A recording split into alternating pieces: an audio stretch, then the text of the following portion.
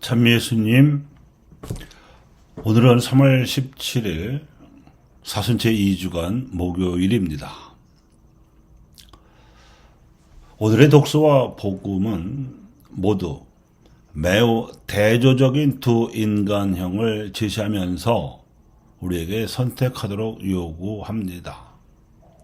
악인과 의인, 부자와 가난한 자입니다. 먼저 예레미야 예언자는 사람마다 제 선택에 따라 제 행실의 결과에 따라서 인생길이 이렇게 달라지리라고 예언하였습니다. 사람에게 의지하는 자가 있는가 하면 주님을 신뢰하는 이도 있는데 쓰러질 몸을 제 힘인 양 의지하는 자는 저주를 받을 것이고 신뢰를 주님께 두는 이는 복을 받으리라는 것입니다. 치유될 가망이 없을 정도로 교활한 자는 좋은 일이 찾아드는 것을 보지 못할 것이며 마음을 주님께 두는 이는 좋은 열매를 줄곧 맺으리라는 것입니다. 그 다음 예수님께서는 부자와 라자로의 비유 이야기를 들려주셨습니다. 살아생전에 온갖 호사를 누리면서도 부자는 자선을 베풀지 않았지만 종기투성의 몸으로 부자의 식탁에서 떨어지는 빵 부스러기로라도 배를 채우고자 간절히 바랐던 가난한 라자로는 허기를 면하기는커녕 개들이 와서 그의 종기를 할권할 정도로 냉대를 받았습니다.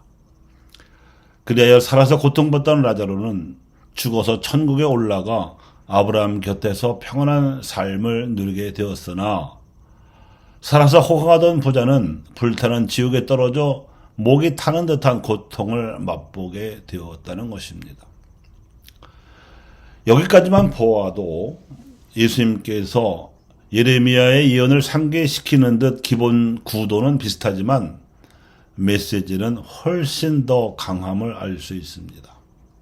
왜냐하면 예레미야의 경고는 현세에서 자기 행실에 따른 심판을 받을 것을 제시한 데 비해서 예수님의 경고는 현세에서만이 아니라 내세까지 관철되고야 말 심판을 제시하셨고 그뿐만 아니라 그 정도가 훨씬 더 엄중하기 때문입니다.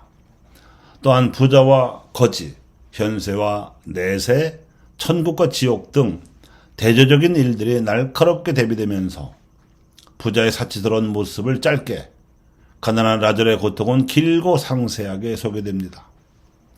그런가 하면 부자의 죽음은 길고 자세히, 라자로의 죽음은 짧게 소개됩니다.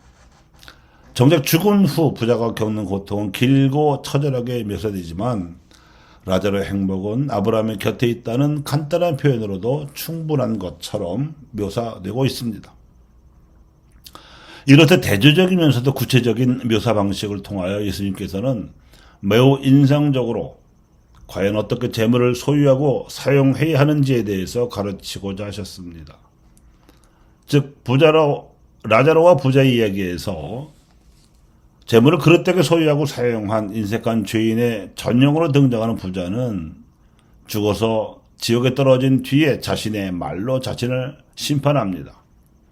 그는 자신이 죽었다가 부활한 사람이 찾아가서 경고해야 할 정도로 아무런 성찰 없이 위험한 삶을 살았다는 것이며 가난한 이들과의 나눔을 거절한 대가로 가게 된 지옥은 너무나 고통스러워서 절대로 가서는 안 될 것이라는 것입니다.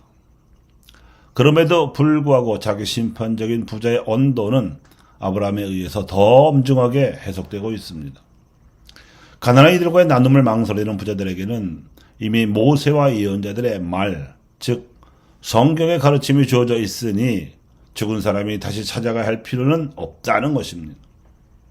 그리고 지옥이 아무리 고통스러워도 그 고통을 덜어주러 가기에는 천국과 지옥 사이의 수렁이 너무 깊어서 도저히 건너갈 수 없다는 것입니다. 그러니 죽기 전에 회개하여 가난한 이들과 가진 재물을 나눠야 한다는 가르침입니다. 예수님께서 이 비유를 통하여 우리에게 강조하고자 하시는 메시지는 분명합니다. 내세의 천국과 지옥 사이의 간격처럼이나 현세의 경제 질서에서 생겨나고 있는 빈부의 양극화 형상 때문에 가난한 이들이 받아야 하는 고통을 지금 여기서 줄여야 한다는 것입니다. 내세의 간극은 인간의 힘으로는 물론 하느님의 힘으로도 좁힐 수 없지만 현세의 간극은 인간의 힘으로도 얼마든지 좁힐 수 있기 때문입니다. 예레미야의 경고대로 우리가 하느님께 믿음을 두기만 하면 그렇습니다. 재물의 소유와 나눔에 대한 예수님의 가르침이 이렇듯 철저했기 때문에 초대교회 신자들은 자기가 가진 것을 자기 소유로 내세우지 않고 공동의 소유로 내어놓을 줄 알았으며 그들 안에서는 가난한 사람이 하나도 없었습니다. 그리고 이러한 혁명적인 실천이 사회적 매력을 발산시켜서 로마 제국의 박해도 물리치고 공인되고 국교가 되었으며 오늘날 전 세계로 퍼져나갈 수 있었습니다. 이것이 2000년 가톨릭 교회 역사가 전해온 복음의 핵심입니다. 그래서 바오로 6세 교황님께서도 이 비유의 핵심에 대해서 회칙 민족들의 발전에서 이렇게 가르치신 바 있습니다. 인종이나 종교나 국적의 차별 없이 누구나 다 타인과 자연의 예속 상태에서 해방되어 참으로 인간답게 살 수 있는 세계, 명실상부한 자유세계, 가난한 라자로도 부자와 같은 식탁에 앉을 수 있는 인간 공동사회를 건설하는 것이 우리의 목표인 것이다. 교우 여러분, 오늘 입장성의 기도처럼 우리가 걸어온 길을 살펴볼 필요가 있습니다. 또 우리가 걸어갈 길도 살펴보아야 합니다. 하나님께서 꿰뚫어 보고 계십니다. 감사합니다.